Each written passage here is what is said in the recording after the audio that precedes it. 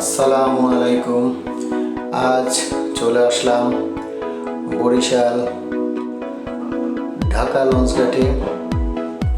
আমাদের প্রাণপ্রিয় শহর বরিশালের লঞ্চঘাট। এটা হচ্ছে দোতলা লঞ্চঘাট, মানে ঢাকা টু বরিশাল যাওয়ার লঞ্চঘাট।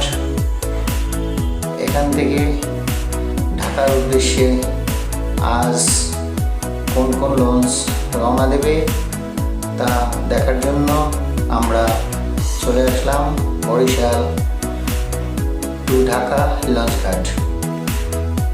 সন্ধ্যার কিছুক্ষণ পর, এখন বাজে বেলা 7টা সাড়ে 7টা। দেখি কোন কোন লঞ্চ আজ টার্মিনালে আছে, যারা ঢাকার উদ্দেশ্যে রাত 9টায় পল্টন ত্যাগ করবে।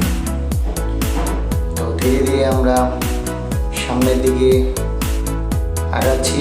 দূর থেকে দেখতে পাচ্ছি সম্ভবত অ্যাডভেঞ্চার 9, অ্যাডভেঞ্চার 9 লঞ্চ আজ বরিশাল থেকে ঢাকার উদ্দেশ্যে রওনা দেবে, এবং তার পাশেই আছে মানামি লঞ্চ।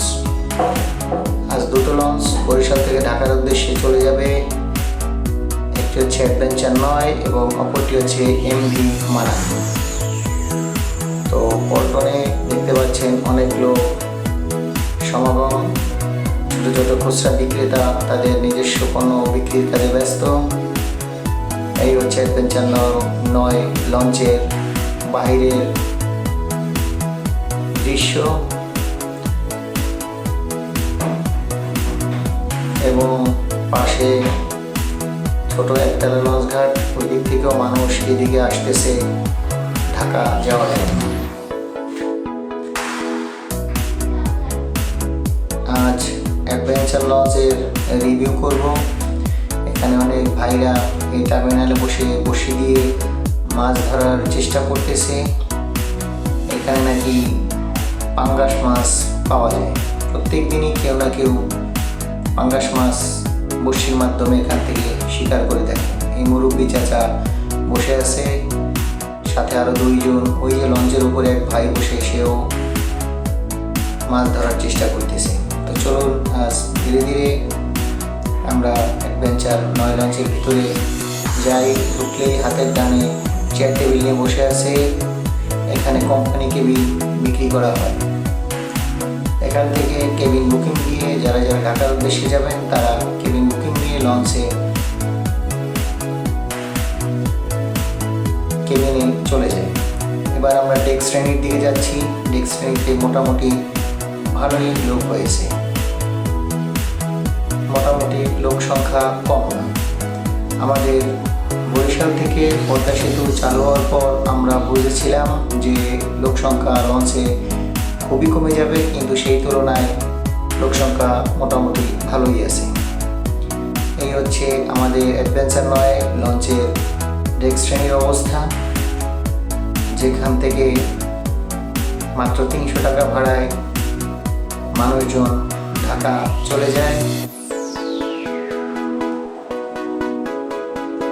আবার কোনো কোনো সময় শোনা যায় 200 টাকা করেও তারা নিয়ে থাকে। মোটামুটি লোক সমাগম খারাপ নয়, তুলনামূলক ভালো। তবে লঞ্চ ছাড়বে রাত 9টায়, এখন বাজে 7:30। তাতেই লঞ্চের ভিতরে যাত্রী সাধারণের সমাগম মোটামুটি তুলনামূলক ভালোই। এখানে ডান পাশে একটি চার দোকান আছে। সোজা সামনে আমরা দেখতে পাচ্ছি ইঞ্জিন রুম, যেই ইঞ্জিনের সাহায্যে এত বড় নৌযানটি নদীর ভিতরে চলাচল করে। এই একটি ইঞ্জিন এবং বাম পাশে রয়েছে আরও একটি। 2টি শক্তিশালী এই ইঞ্জিনগুলোর মাধ্যমে এই লঞ্চটি নদীর ভিতরে চলাচল করে। এবার ইঞ্জিন রুম থেকে পিছনের দিকে আমরা সামনে আগাচ্ছি, তাহলে দেখতে পাবো একটি খাবার ক্যান্টিন। এই খাবার ক্যান্টিনে মূলত রাতের খাবারের ব্যবস্থা করা হয়ে থাকে যাত্রীদের জন্য, যেখানে ভাত, মাছ, মাংস, ডাল, চচ্চড়ি বিভিন্ন রকমের আইটেম পাওয়া যায়। তো এবার আমরা একটু সামনের দিকে আগাই। সামনের দিকে আগালে চোখে পড়বে একটি বাম পাশে চায়ের দোকান, যেখান থেকে যাত্রী সাধারণ চা নিয়ে থাকে। ছোট স্টেশনারি দোকানের মতো, যেখানে বিভিন্ন রকম আইটেম বাচ্চাদের বড়দের কিনতে পাওয়া যায়। এই সিঁড়ি থেকে আমরা উপরের দিকে উঠি। এখানে রয়েছে আরও একটি ডেক।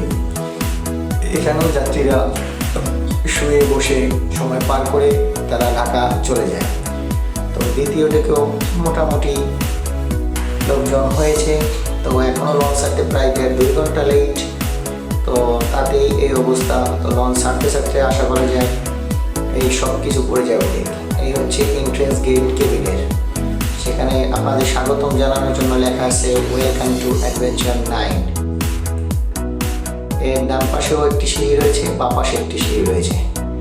এখানে অনেকে দাঁড়িয়ে দাঁড়িয়ে তাদের আনন্দকে আরও দ্বিগুণ করার জন্য এই লঞ্চের অ্যাডভেঞ্চার 9 লেখাটার সাথে সেলফি তোলে। এই হচ্ছে লাইট যেটা দিয়ে রাতে চলাচল করে। এখানে দাঁড়িয়ে দাঁড়িয়ে অনেকে ছবি তুলতেছে, সেলফি তুলতেছে তাদের ভ্রমণকে আরও আনন্দঘন করার জন্য। অ্যাডভেঞ্চারের সামনে ডেকোরেশনটা একটু ব্যতিক্রম অন্য সব লঞ্চের চেয়ে। এখান থেকে একটি সোজা চলে গেছে কেবিন, রিভার সাইড কেবিন। এখানে সিঙ্গেল, ডাবল বিভিন্ন রকম কেবিন দেখতে পাওয়া যায় এবং লঞ্চের কেবিনের সারি থাকে 4টা। 4 সারিতে কেবিনকে সুসজ্জিত করা হয়। পাশেই মানামি লঞ্চ দাঁড়িয়ে আছে যাত্রীর অপেক্ষায়। এই 4 সারি কেবিনের রিভার সাইড কেবিনগুলোতে সাধারণত এসি থাকে না। ভিতরের সাইডের কেবিনগুলোতে এসি সংযুক্ত। রিভার সাইড কেবিনগুলো বেশিরভাগই নন এসি। এই আমরা ভিতরের সাথে গিয়ে চলে যাচ্ছি। হাতের ডানে বামে যত কেবিন দেখতে পাচ্ছি সবগুলোই এসি কেবিন। এবার আমরা এখান থেকে উঠব 3 তলায়। দোতলা সিঁড়ি বেয়ে আস্তে আস্তে আমরা 3 তলায় উঠে গেলাম। 3 তলায় ওঠার পরই এখানেও অসংখ্য কেবিন রয়েছে। এটা হচ্ছে মিডল সাইড কেবিন, হাতে ডানে বামে সব এসি কেবিন। এবার আমরা রিভার সাইডের দিকে যাই। রিভার সাইড থেকে খোলামেলা নদীর দৃশ্য উপভোগ করতে করতে যাত্রী সাধারণ চলে যায় লঞ্চে করে ঢাকা। এই সাইড থেকে ছোট লঞ্চ ঘাট দেখা যাচ্ছে। সুবিশাল সুসজ্জিত লঞ্চ, আলোকসজ্জা দেখলে চোখ জুড়ে যায়। তো এবার আস্তে আস্তে আমরা ভিতরের দৃশ্য অবলোকন করতেছি। যাত্রী কেবিনে এখন পর্যন্ত সেইভাবে আসেনি। লঞ্চ ছাড়ার আগ মুহূর্তে কেবিন আশা করা যায় সম্পূর্ণ হয়ে যাবে।